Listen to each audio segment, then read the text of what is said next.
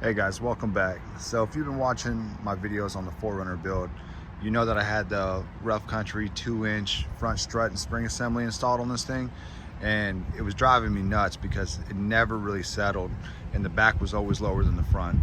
So it got to a point where I wanted a quick solution that was cheap but wasn't going to affect the ride, hopefully. And I read the reviews and everyone said this was a good kit. So I've only tested it on road, so I can't speak for off-road capability. I doubt it really does anything, but in my opinion, the setup I have now, it rides really good.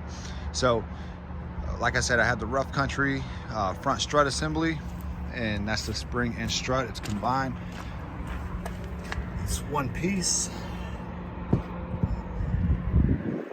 In the back, to actually get to level out, because it was actually kind of squatted in the back and it drove me nuts. I was getting bright lighted on the highway, bright lighted on back roads, everything, and it was crazy.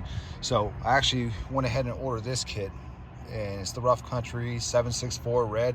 The only reason it says red is because this kit typically is a little spacer that goes on top of your factory shock. I didn't use that.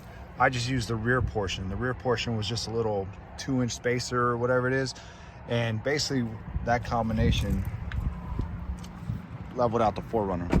So I was just at the grocery store. It's basically the same height as the TRD Pro. So part next to one, they're back to the same height factory. So that was a solution I came up with. And like I said, I was really worried about the ride, which is one of the reasons I was gonna swap out the whole lift. But when you already spent all the money on the front, which wasn't too expensive, it was about $300 on the front, and that was supposed to level out the ride, and it didn't. So I just dropped another $100, so $400 total for a lift. Not bad in my opinion. The front ride's great. The rear, I actually stiffened it up a little bit, which is what I wanted, because I had a lot of roll in the rear when you're driving. And when I was hooked up to the small trailer, the little off-road trailer I have, it would actually sag the rear end quite a bit. So this actually helps, and I'm hoping that once the trailer is hooked up, it's not going to have as much sag anymore. But this was my solution as of now. If things get more serious, this is mainly a daily driver and hauls the family and dogs around, tows the camper, stuff like that. So I don't use it as like a primary off-road vehicle.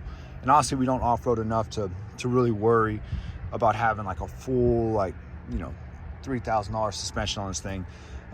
If things change over the course, then I'm sure that we might change our minds and go a different route. But for the street and the minimal off-road and towing and taking the bikes to the trails, this setup has worked very well. So yeah, this kit right here, like I said, this is the 764 red.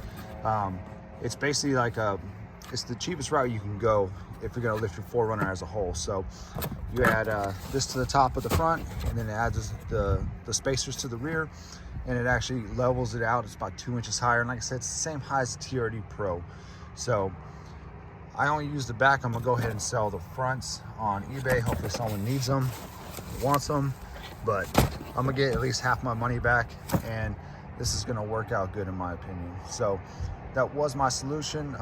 It's pretty wet right now, all over the place, but once it dries up, I'll get some pictures of what it looks like and I'll post them up.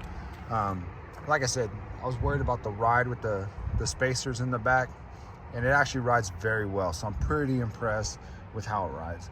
So I'll update as I get more miles on this and as I tow with it, if there's any sag in the rear. But as of right now, the setup is working good, and I'm not bright lighting everybody, so pretty happy.